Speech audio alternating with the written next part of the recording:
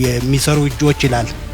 ያው ወጉም እንደዛ ስለምን የሥራ ክብርነትን የሥራን ዋጋ በተመለከተ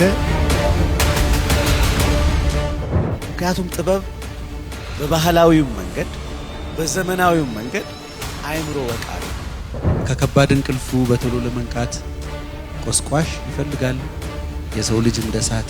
በጣም ትልልቅ ማከብራቸው የኪነት ባለሙያዎች ስላሉ ልምዳቸውን ሊነግሩን ይችላል። 2-3 ሰዓት አይተውት ምንም ይዘውት የሚሄዱት ነገር የሌለበትን ፕሮግራም የማየት ነገር አብዛኛው ሰው ጋር ይታያል። በአድናቆት ብናየው የሌላን መሰልጠን ከመጎምጀት በቀር ምን እርባና ሰጠን? ቀድመን ያገኘነውን ነገር በዛ ልክ ተጠቅመንበታል ወይ? ካልተጠቀምንበትስ ምንድነው የጎደለው? ትልቁ የፖሊሲው ማዕቀፍ እነዚህን የሥራ መስኮች ምናበረታታበትን ካሜራችን ምን እየሰራ ነው? ስክሪፕቶችን ምን እየጻፈ ነው?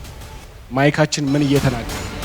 ስራ ወዳድነታችንን ስራን መርህ የማድረግ ልማዳችንን በባህላችን ውስጥ ስንፈልገው እዛ ጋር ተርባይኖቹ ኃይል ያመነጫሉ። እነዛ ተርባይኖች ግን እዚህ ደርሰው በእያንዳንዱ ቤት ውስጥ ለመብራት ምን ይፈልጋሉ? አብዮቴ ማር ወተቴ ደግመሽ ደግመሽ ታብቢያለሽ እያሉ እየዘመሩ ሲሄዱ አይፈታም። ጸሎቴ